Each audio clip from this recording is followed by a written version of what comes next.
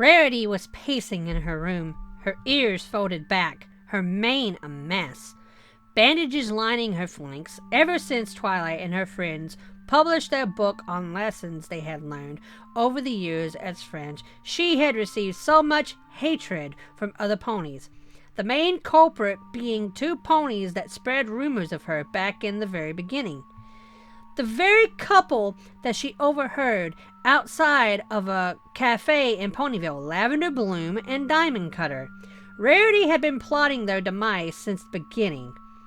Ever since the events of her downfall began to unfold, she wanted nothing more than for Diamond and Lavender to feel the same pain she felt.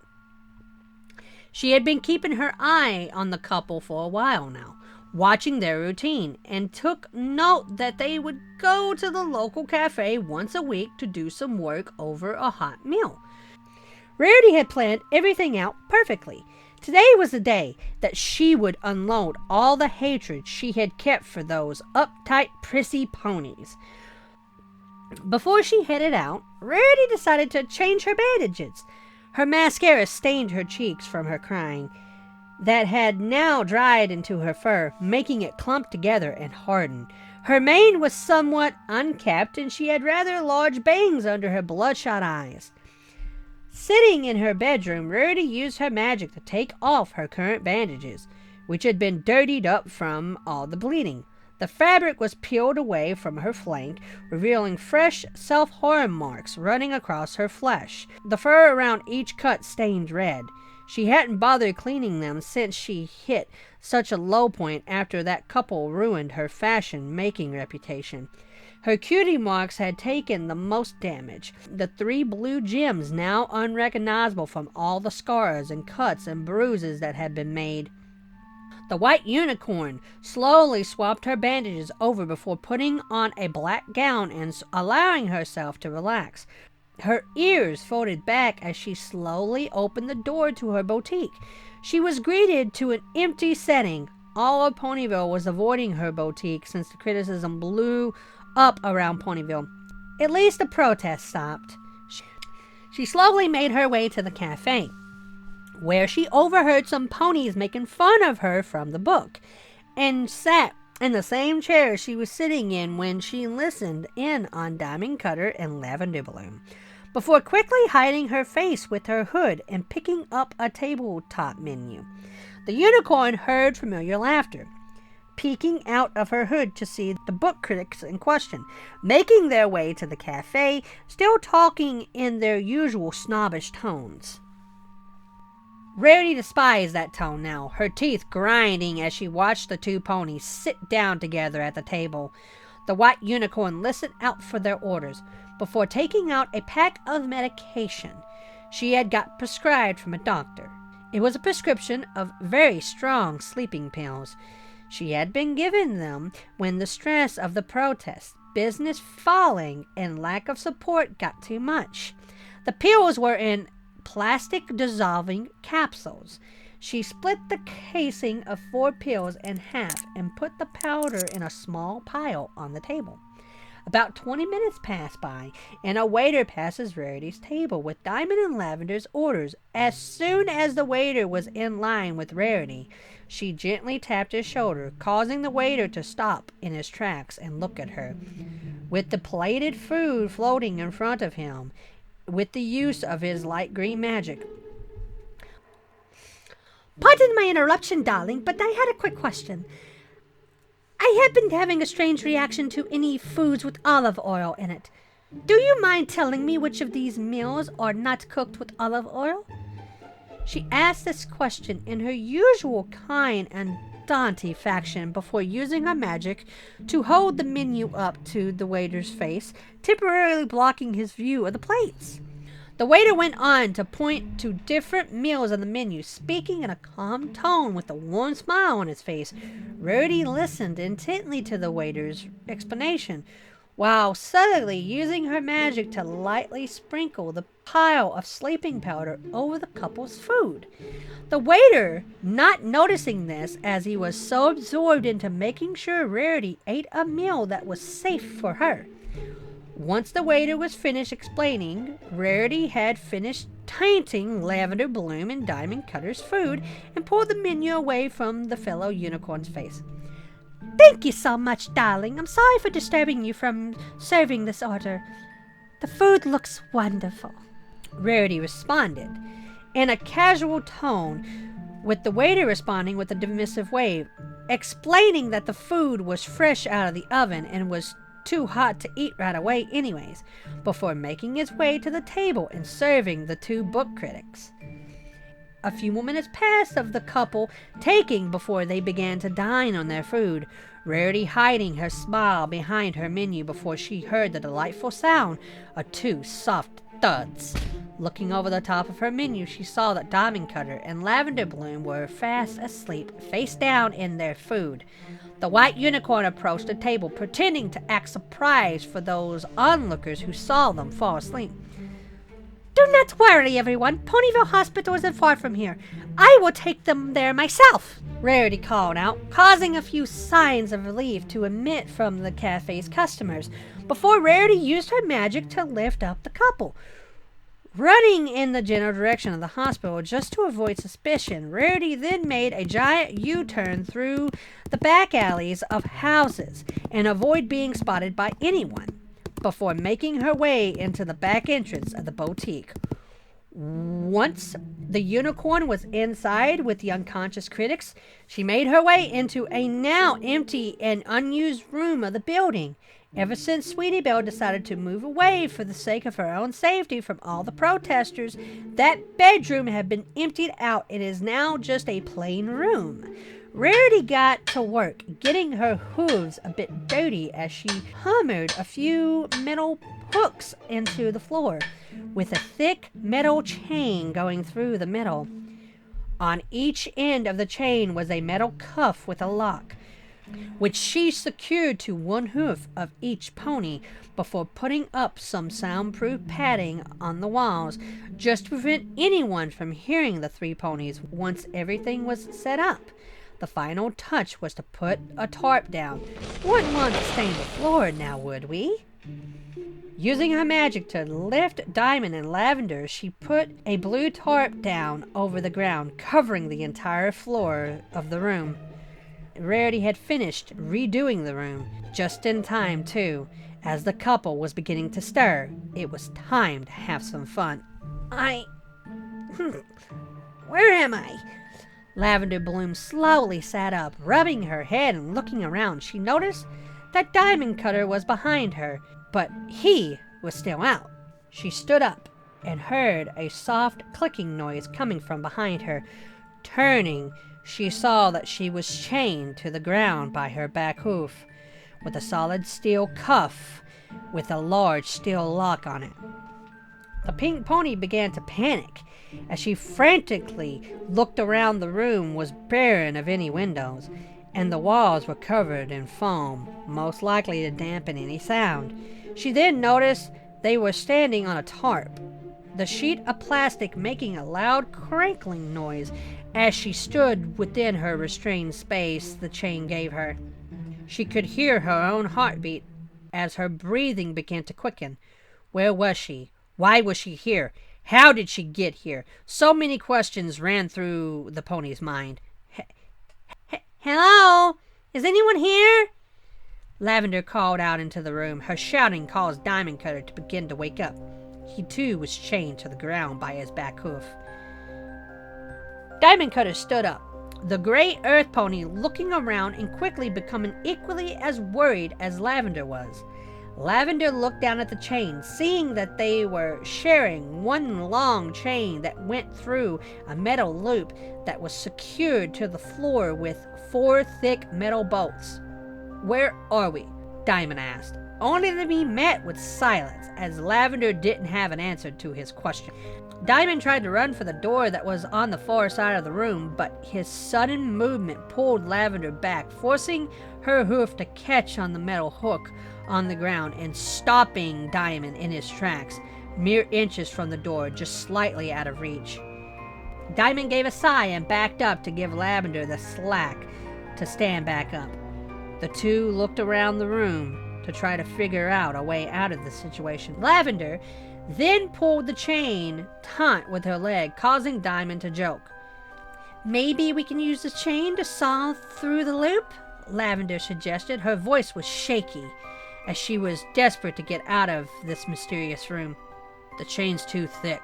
I don't think it'll work," Diamond Cutter responded with a solemn tone, not wanting to get Lavender's hopes up about an escape that most likely won't happen. Don't give up so easily. It was just getting interesting." A voice called out from the shadows. The lights in the room then turned on, causing the couple to flinch and heavily squint at the sudden light. After being in this dark room for so long, once they adjusted to the light, they saw that Rarity was hiding in the shadows. In the far side corner of the room, the couple fell silent upon realizing that their kidnapper was in the room with them the whole time. Miss Rarity, what is the meaning of this?" Lavender demanded, stomping one of her front hooves on the ground and snorting in a defensive manner. But this caused the pinprick pupil unicorn to chuckle and slowly approach the couple. The ponies began to shake as they saw the state Rarity was in. Her messy mane, the fresh bandages on her flanks, the bags under her eyes, and smeared makeup causing her eyes to be bloodshot. Diamond Cutter then charged forward, pulling Lavender to the ground in the process. His face being inches from Rarity's, he gave a defensive snort of his own and snarled at Rarity. But the unicorn didn't flinch, instead walking forward, causing Diamond to back away.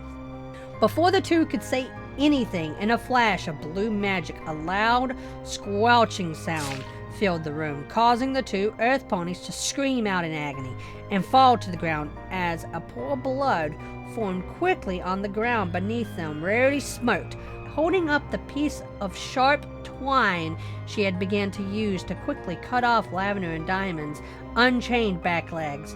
The room was filled with a delightful mix of scream, cries, and squelchings, as the twine was used to saw through skin, then muscle, then bone, until their back legs were ripped from their bodies, falling to the floor with a loud thud. The unicorn then quickly took out some thick black thread and a sewing needle, beginning to sew up the wounds on their torsos to prevent the blood from spilling out anymore. Making quick work of the wounds, the bleeding soon came to a stop. "See what the lady can do when provoked, darlings?" Rarity spoke up with a chuckle, throwing the now disembodied limbs across the room at the wall behind her, creating two large blood splatters along the foam. "Why are you doing this?" Lavender cried out at the unicorn, tears filling her eyes and running down her cheeks, falling and mixing with the pool of blood she lay in. "Well, if you remember, you made a review on Twilight's book of our friendship lessons over the years. Even though we emphasized time and time again that the characters in the book were actual lessons we, as real ponies, learned over our years together, you still made it out that I was the worst, and that I shouldn't be in the position I was in. That review caused me to lose my business and having to start from scratch. My little sister had to move out in order to live a normal, safe, and healthy life. Protests crowded my home and caused me to go into hiding. Whenever I saw my face, every pony now avoids me. You ruined my life, and now I'm going to ruin yours." The unicorn babbled on at the couple, as the critics realized the gravity of their actions, and now the consequences were about to follow. The ponies began to scream, crying out for help, and attempting to stand on their remaining 3 legs. Their cries continued as they tried to break their chain and make a break for the door. Though their efforts remained fruitless, Rarity gave a snarl and swung her front hoof, her punch landing on Diamond Cutter's right eye, silencing him and causing Lavender to go into stunned silence. "Will you two start shouting? Your words have already ruined my life, and Celestia knows however many others. It's only right that you faced your actions. You've gone too far." Rarity snapped at the couple before turning away to open up a medical kit. But it wasn't for the couple, it was for herself. The bandages on her flanks gotten dirty and she had to change them. Taking the dirty bandages off, the couple saw that the flesh had been mangled by the scars. This only built onto the guilt that they began to feel, along with the guilt of how this unicorn's life has come crumbled down from their words alone. Once the unicorn had got her new bandages on, she left the room, only to return moments later with the sign. It was one of the signs the protesters were holding when hordes gathered outside her home. She slowly approached the couple, lifting the sign to show them what it was. It was a plain white board with her face on it, with a giant cross sign over the top. The unicorn looked at the sign before her face contorting into a mix of sadness and rage, before she swung the sign as hard as she could, hitting Lavender and Diamond in the head with the sign, knocking them out cold. About an hour passed, and Lavender was the first to stir. Once again, she slowly lifted her head and looked around, recalling the events that took place before she passed out. She went to open her mouth to speak, only to feel a tugging sensation on her lips. Putting her hoof to her mouth, she felt a soft, fuzzy, and bumpy sensation going along her lips, along with the skin around her lips being tugged on. Looking around, she saw that Rarity left a full-body mirror in the room, along with the sign she used earlier. Slowly hobbling over to the mirror, Lavender saw that her lips were sewn together. Letting out a muffled cry, her eyes filling with tears as she tried frantically shaking Diamond awake, his lips were still free for some reason. Ugh, my head. That unicorn can hit hard, especially for some pony who does sewing for a living. Diamond commented as he sat up, rubbing the side of his head, which now had a large bruise going across it, before he looked up at Lavender and gasped, seeing her mouth sewn shut. Small streaks of dry blood stained the unicorn's chin, coming from the small holes left behind by the needle. Diamond couldn't do anything without causing more pain to the pink pony. Isn't it lovely to have a break from her insufferable voice? I just hope the seal was tight enough for that bitch to remain quiet. Rarity spoke up as she entered the room, holding a sewing kit with her magic. She sat the large box down and walked over to the couple, using her magic once more to hold their front legs still. She then pressed their inner legs together and tied their front legs together with bandages. What's this for? A three-legged race? Diamond spat as he watched the bandages wrap around their legs and tie up tight, knotting the fabric multiple times on top of each other. Once Rarity was done, Diamond and Lavender were touching shoulders, and there were extra bandages holding their torsos together, making them unable to pull away from each other without causing some kind of friction burn from the bandages, or at least major discomfort. Perfect, Rarity exclaimed with a jump of excitement, hopping over to her sewing kit and taking out a thick needle with some even thicker thread. The couple managed to put two and two together, beginning to struggle and plead with Rarity to spare them. But Rarity ignored their pleas before plunging the needle into Diamond's leg, causing the gray stallion to grimace in pain. The needle passed through Diamond's flesh before coming out of Lavender's leg. The two ponies began to panic as Rarity made quick work, stitching the couple together. Once their legs were together, Rarity cut the thread at the shoulder, knotting it to make a small bow. Rarity pulled the needle away and took a step back to admire her work. Blood ran down the pony's legs from the stitches' entrance and exit wounds, as every small jolt tore at the skin and flesh, making more blood freely flow down their legs to the tarp below.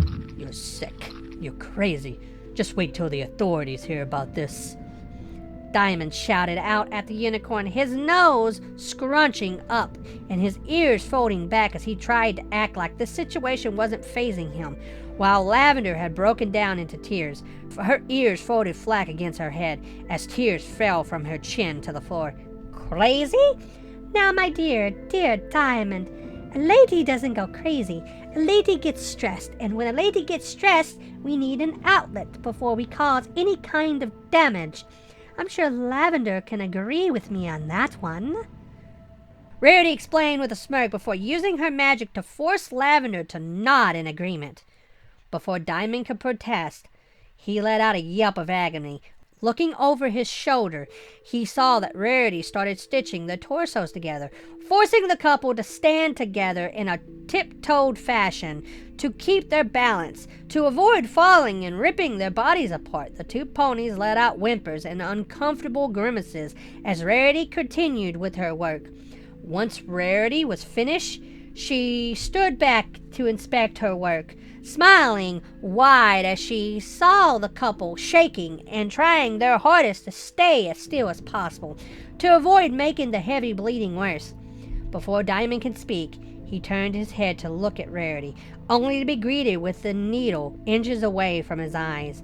The unicorn chuckled before sticking the needle into his eyelids, sewing his eyes shut, making quick work of somehow managing not to make contact with Diamond's actual eyeball. The stallion tried to turn his head away, but Rarity held his head still, as to not ruin her sewing work. There! Speak no evil, see no evil. I should have got another one of your little critique friends to make hear no evil.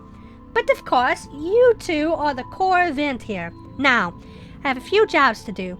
I'll see you both later. Ta-ta!